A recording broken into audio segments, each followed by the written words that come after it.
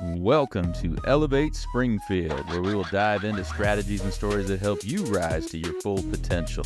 Each episode, we'll talk about how you can take intentional steps to elevate your life and your business while making a meaningful impact on those around you.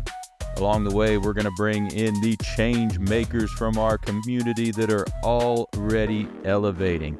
We'll bring the actionable strategies, you bring the discipline and follow through, and together we can elevate Springfield. All right, let's go, Springfield. Time to 10X, time to level up. Hey, you are listening to the Elevate Springfield podcast, coming to you from the Big Dog Construction Studio in beautiful downtown Springfield. Robert Farrell here, certified 10X coach, speaker, and mentor, here to bring you actionable strategies. You bring the discipline and follow through, and together we're going to elevate Springfield.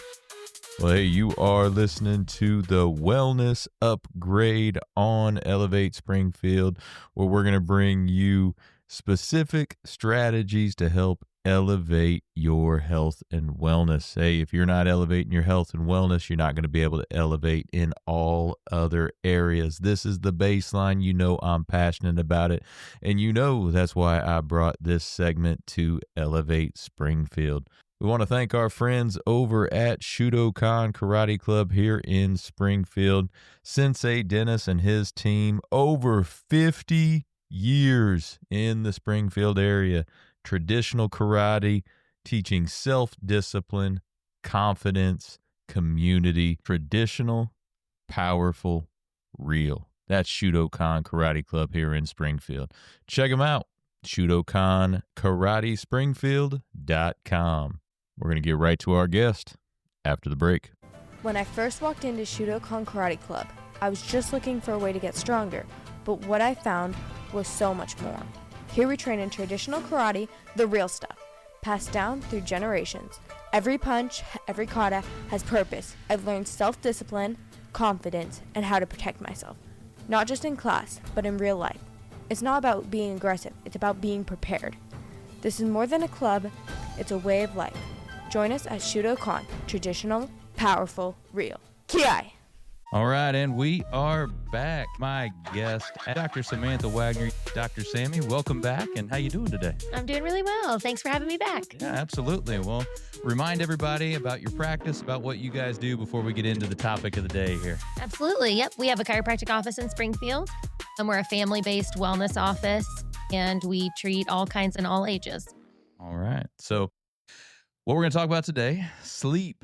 Very important to everybody. And I know me, when I try to do like the biohacking stuff, that's one of the main things of making sure you're getting proper sleep. So I know a lot of people struggle with getting enough sleep, getting the right kind of sleep, quantity, quality, the whole nines. Let's talk a little bit about some things people can do to improve their sleep and how important that is. Definitely. So I think that's probably one of the most common talked about things besides pain when people come into the office, when they're asking questions about how they can get better and heal faster. Sleep is a big one because the way that the world has gone, we have so much technology now, and we have all these different things, and we have these busy lifestyles, and we have children that are in sports, and we're running constantly.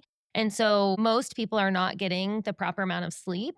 And if they are trying to get the right amount of sleep, they're usually not going about it the right way either. And so it's not the same thing for everybody, of course, but we always encourage people to try to get 8 hours of sleep at night.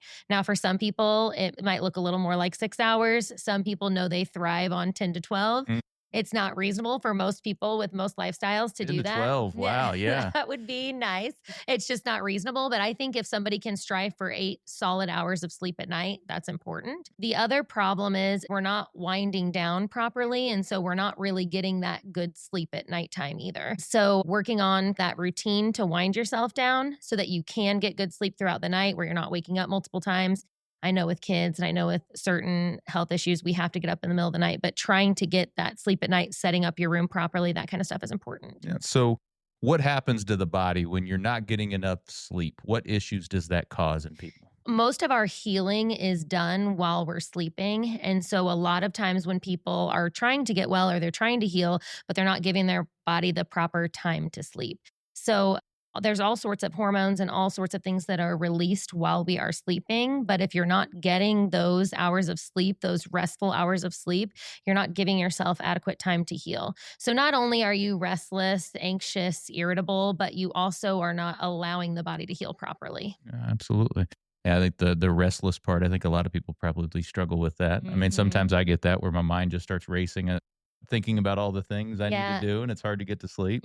I'm notorious for that too. And one thing that I've done to help with some of that is I've put a notebook next to my bed and I do a brain dump when I go to Mhm. sleep. So a lot of times I really try to squeeze in a lot of things within a day.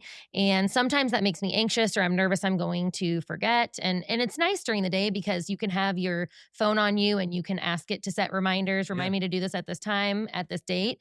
But at nighttime, I really don't want people on their phones. If you can have a notebook or something, a recording, do a brain dump before you go to sleep.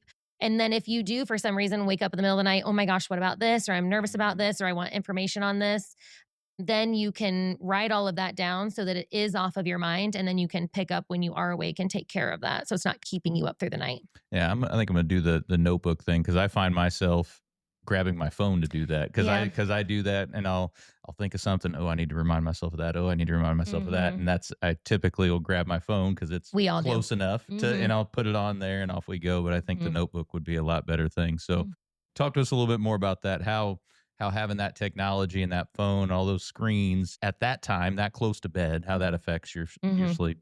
Definitely. So most people, and we're all guilty of it, but the thing that's amazing about technology is, we all use it. You don't really know anybody that doesn't utilize that, but technology has come a long way. So, everybody hears that like token blue light's so bad for you. Blue light really is bad for you certain times of day. So I really don't want you getting any blue light 2 hours before bedtime. So that's a good idea to start winding down. Going back to how technology has really advanced though, on your iPhone, whatever phone you have, you can set your blue light settings. And so make sure that on your phone it's set. I don't ever have mine on, but make sure it's set that at least after 6 p.m., 7 p.m., whatever time it is for you, that blue light is not going to be on. So then if you do prefer to use your phone or whatever it is, even though that can advance some excitement in your brain and get you thinking, if you just go straight to the notes tab and your blue light's off, it's not going to affect this release of melatonin. Sure. I know we've heard the blue light, but why is it? Dig a little deeper into maybe why that blue light is bad for you at that time. So it's not always bad for you. It's one of those things that when you're trying to wind down, your body is going through certain stages before it goes to sleep. And so 2 hours before bedtime is important because that's when you're trying to calm everything down. That's when you need to kind of lower the lighting in your house. A lot of smart TVs now too, you can turn the blue light off on those. So some people are like, I just want to watch my shows. I just want to lay with my husband, whatever it is, and relax. That's fine. But most of the TVs now, you can turn the blue light off of them too. So blue light is something that doesn't allow proper melatonin release. It delays that release. And that's what we need when we're trying to calm down to go to bed so that it can help us get into those stages of sleep. A lot of people will take exogenous melatonin, a supplement, a synthetic form of melatonin, and it might work the first couple of nights. And then they notice themselves taking more melatonin and more melatonin. And then they're like, well, I used to take melatonin, but now it doesn't really work for me. The thing I don't love about that, I don't mind it every once in a while if we're anxious or if we're stressed, if we're going through things. But if you're constantly taking an external source of melatonin, your body stops creating it because it's always getting that from another source. So then your body triggers like, I don't really need to make melatonin anymore. And that's when we run into the problem. And that's when people are trying to take more and more. And then we get into sleeping aids or Benadryl or whatever it is. Sure. And so if we eliminate some of that light from our phone or from technology, it can properly release melatonin. So then it can trigger our brain. It's time to go to bed. Okay. So I know some of the podcasts I listen to, some of them are really into the different spectrums of light and everything. Have you looked at the home systems where you can turn on the different wavelengths of light in your house and things like that? So I would consider myself intense about certain things. I'm not quite that intense Right. when it comes to it. I don't ever have blue light on my phone. All the blue lights turned off on all of our TVs. But it is interesting how that's going back to the advancements in technology. You can tell a system in your house and it will slowly start to turn off all those different wavelengths around. So that's kind of nice. And if you're somebody that's always struggled with insomnia, that's probably not a bad idea for you. I'm just not quite that intense yet. I'm a super sleeper, so I don't go quite that far yet. There you go. No, I listen to Ben Greenfield every now and again on his podcast, and he talks about the house that he just built has all these built-in biohacking tools, and one of So those cool. is the lighting that he uses in his house, to where at different times of day it's a different wavelength and all that based on Absolutely. what they're doing. So There's something cool. to be said about that for sure. So a lot of people hear about circadian rhythm. Hey, this is going to mess up your circadian rhythm and all that. So let's delve into that a little bit. What is a circadian rhythm and why is it important? Definitely. So one thing that I think is really cool about that is it's kind of telling your body when it's time to wake up, when it's time to wind down. And a lot of people, because of how life has evolved, we wake up in the morning and we have our phone next to our bed and we check our phone. So we're getting not great light from our phone or not great interactions, or we're seeing news or we're seeing things. So we're starting out with technology from our phone. And then most people usually go into their bathroom and then you're turning on the light and you're getting fake light from your bathroom. And then you're rushing to get ready and you're probably sleepy. So you're taking some form of caffeine, and then you get into your car and then you drive to work, and then you're usually, most people, inside of a building, and there's not a ton of that natural sunlight. There's not a ton of that time to wake up, get your body moving, get sunlight, and get something in your body food-wise that's good for you. So we're getting all of these fake synthetic things in the morning, and then we don't understand why we're kind of messed up with our sleep cycle. We're exhausted all day and then we're wired all night long. But it's just because that's kind of backwards. So try every single morning when you get up, wait to touch your phone, which we can talk about alarms too, because that's something that's really funny to me. But obviously shut your alarm off or whatever it is that you have. Try to step outside. It's hard for us because we live in the Midwest. We don't have a lot of sunny days, but getting outside, even if you don't see the sun, getting some fresh air, even if it's 5-10 minutes, that's really all you need. Step outside, do that, get something in your protein, preferably. I love to tell people, try to do the 30-30-30. So within the first 30 minutes, you're getting 30 grams of protein and you're doing 30 minutes of some type of activity. So when you get outside, you can get your fresh air, get your sunlight, go for a quick walk or whatever it is. It doesn't have to be a big workout, but that way it gets your body moving and it signals to your brain it's time to wake up, it's time to get going. I love that. And I'm pretty close to that, I guess. I get the 30 grams of protein, definitely. My workout's probably closer to 45 minutes after I wake up. So I'm a little late on that. That's but all right. Maybe I can move that up a little bit. Yeah. I've heard that before about the walking, like first thing, just a kind of a light to get you going. And that's good for your body too, and for your spine. You're not moving all night long, so your joints aren't getting motion, and then you're not getting blood flow to your muscles. So just getting up and not doing something intense, because we need that calm, slow morning wake up. You don't want to hit the ground running with a stressful morning from the start. Along those same lines, when you're getting up, I've heard before, maybe delay when you have your coffee, if you're a coffee person. Definitely. Is that something you think about? Definitely. Most people wake up, get coffee on an empty stomach. It's horrible for you for so many different reasons. But it also is going to spike your cortisol, which then screws up your cortisol throughout the entire day. So I try to tell people to delay coffee 60 to 90 minutes after they wake up. But also, please don't put it on an empty stomach. It can really mess with your gut bacteria, and your gut controls everything in your brain. So a lot of people have those thoughts of doom in the morning, or they're like anxious or stressed. They have a big day, and then they're putting this caffeine on top of it that's spiking cortisol, which is a stress hormone. We run out of it early. And so it's just a cyclical bad topic that if you just delay that a little bit, get a little substance in you, get moving, get some sunlight, and then have it, it's so much better. I'm not saying I don't want people to drink caffeine and drink coffee, but it's not all bad for you. I just don't want it right when you wake up on an empty stomach. No, completely agree. And that's one thing I've implemented is waiting at least an hour. And I've had my breakfast, I've had the protein, it's not on an empty stomach or anything like that. So you mentioned cortisol a second ago. I think a lot of people say cortisol and have heard cortisol. They don't really know what it is. Yeah, it's very trendy right now too. Right. So tell us a little bit about that. It's trendy for a reason, because it is so important and it is popular.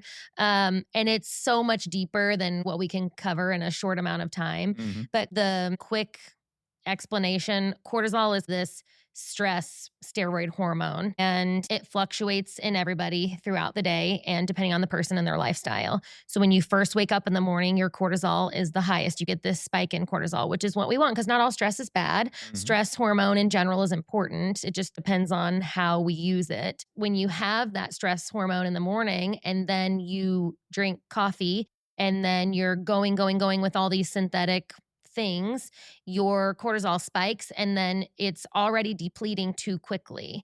Then throughout the day, that's when you hear that 2 p.m. crash. That's when that comes around because we've already used up all of that good cortisol in the morning and then we're crashing. So then we're drinking coffee. So then we're trying to spike it. At that point, we don't have any cortisol left to spike it. And so then we have that anxious, jittery, stressed out, irritable type of caffeine high rather than that normal cortisol ride throughout the day. Well, yeah, I think that'll be a topic for a full segment one day. I think we'll do that. Definitely. So a few minutes ago, you talked about melatonin being not something you want to use long term. What is some supplementation that folks could look at for sleep?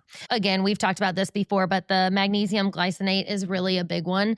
And the thing with magnesium, there's so many different kinds. And there's so many different ways of getting supplements. And it's important to take it 1 to 2 hours before you go to bed. You don't just want to lay down and take it and then, lay there for 10 minutes. Why isn't it working? It needs to be part of that wind down routine that we were talking about. So taking mag glycinate like 1 to 2 hours before, allowing it to calm the overall nervous system because it's not making you sleepy. It's just regulating the nervous system, getting you calm so that then when you are ready for bed, when you are darkening everything around you and you are winding down, then it can help kick in. Melatonin, I'm not totally against. Again, it's used improperly and just a little too much and not right. One thing that I do talk to people a lot about is you talk to people about how they take Benadryl when they go to sleep or they try to, I'm going to give my kid Benadryl tonight to get them to sleep.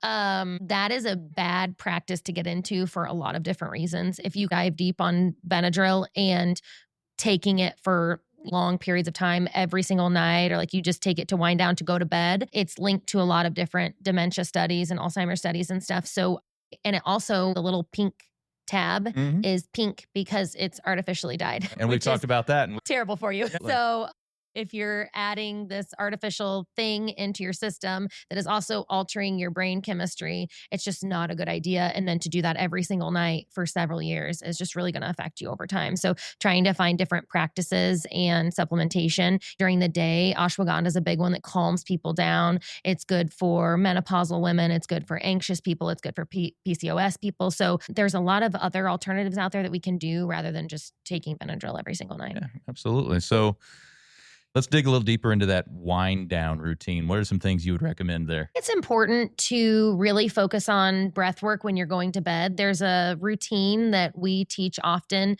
with diaphragmatic breathing. So really breathing from the lower belly instead of chest breathers, because most people go through their day, they're anxious, they're stressed, they're busy, and they breathe from up here, but we really need to be breathing from down here. So the breath work is 4, 7, 8. So you breathe in for 4, you hold for 7, and then you exhale for 8. So that process can also unregulate the nervous system so that it helps you get tired. Some people will relax the muscles, they'll start at the top of their head and work all the way down. 4, 7, 8 has really shown to help people do that though. So the breathe in for 4 seconds. So you actually actually breathe in for a full 4 seconds, count the whole 4. Okay. Gotcha. And then hold it for 7 seconds and then breathe all the way out for 8 seconds. Okay.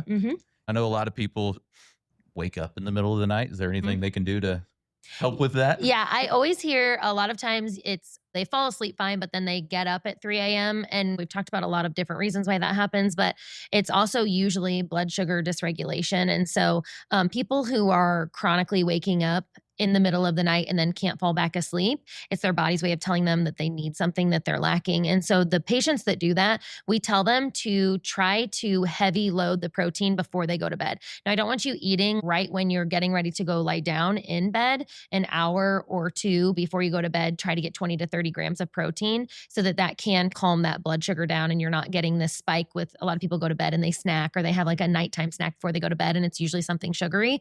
Try to hit something more like protein for that so that it's not waking you up at 3 a.m. Gotcha. Benefits of good sleep are enormous, right? But how do people, I guess, aside from, I feel awake and I feel good, are there any like markers that people could use to say I'm getting good sleep? There's a lot of different ways to measure good sleep. You can always go off of how you feel, obviously. I know that's an obvious one, but there are a lot of trackers now for sleep. A big one that I talk about often is the Oura Ring.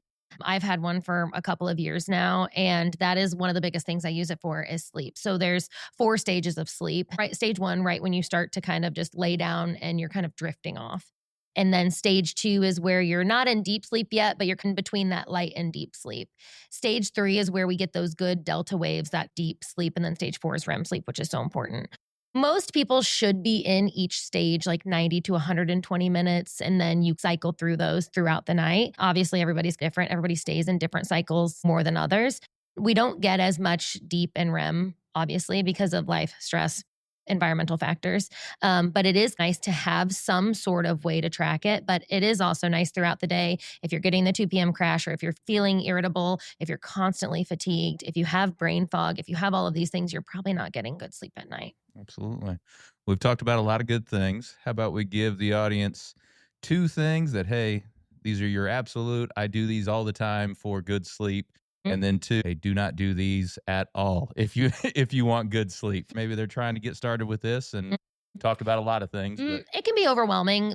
The first thing don't do at all is don't get on your phone at nighttime. And if you are on your phone, make sure the blue light's off. That's the big one that we've talked about. The next thing is try not to sit there and not do anything proactively about all these things on your mind that you have to do the next day. So do that brain dump when you do go to bed. So no phone or no blue light, and write and journal your things before bed. And then 2 things that I absolutely do, and these are kind of random. We've talked about a lot of other things too. And one thing that we didn't really talk about is caffeine/water consumption throughout the day. Try to really heavy load the front of your day. In the morning, I drink so much water, I'm floating away. But then usually after 4 p.m., I really taper off. I don't want my bladder to be waking me up throughout the night. So that's a big one. And then no caffeine after 2 p.m. because I don't want that portion of your brain to be awake like it needs to be during, the main part of the day. So caffeine and water, front load that if you're going to. The other thing that's interesting that has really changed the sleep game for me is a Hatch alarm clock. Have you heard of one of those before? no. So I know there's multiples now, but I think one of the original ones was the Hatch alarm clock. And it's basically like a larger alarm clock that elicits like a fake sunrise. So it slowly wakes you up. It starts with this orangey light and it plays nature sounds. Okay. It's not this alarm. An alarm is called that because it alarms you.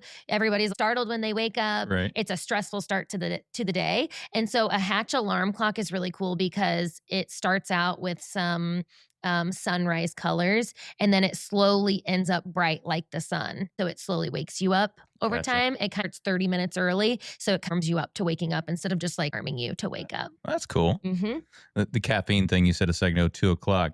That mainly because a 1 cup of coffee, doesn't it take like 6 hours for it to completely Depends go? on That caffeine, what you read. depending- Yeah, I read so- anywhere from 4 to 6 hours. But also that can stimulate not only your brain, but also your bladder. And so you want to try to get all of the caffeine out of your system before you're going to go lay down, because that's something that just can constantly wake you up too, not just brain wise, but also to have to get up to go to the bathroom. Absolutely. Yeah. And I've done a genetic test before, and it says that I am a slow digester of caffeine. So it would be even worse for me the later I drink coffee. Yep. And some people are also low volume voiders with their bladder. So if you do have caffeine, it's fighting the fibers in your bladder. So you feel like you always have to go. So instead of waiting to go until it's full, it's telling you to go all the time too. So caffeine is something that accelerates low volume voiders too. So, Well, great stuff today, Dr. Sammy. Thank So you. if somebody wants to get in touch with you, come out to the practice, where do they go? They go to 7012 Kings Mill Court in Springfield, Illinois.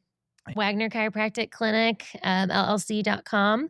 And we're on Facebook, we're on Instagram, Waggener Chiropractic and Wellness Center. Awesome. Well, Dr. Sammy, always a pleasure. Always great stuff. Great to see you. Thank you for having me. We'll see you next time. We're going to let Sammy get back to elevating Springfield, y'all. But for the rest of you, be right back.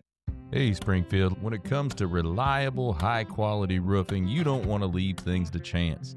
That's why you should reach out to Acosta Angeli Roofing, your local roofing expert, serving Springfield and surrounding communities. From quick, dependable repairs to full replacement, from residential to commercial, they are your trusted pros.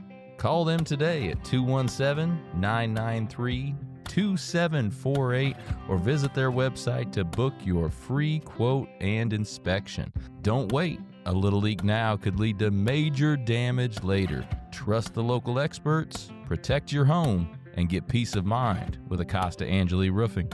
Well, thank you for joining us today, everybody. Appreciate you making us a part of your day. Hope you're enjoying these quick hits of actionable strategies here on the Wellness Upgrade on Elevate Springfield. Thank you again to Shudokan Karate Club. Hey, take what you learned today. You bring the discipline and follow through, and together, that's right, y'all, we're going to elevate Springfield. Be great. Looking for expert tree care with hometown integrity? Look no further than Sangamon Tree Service.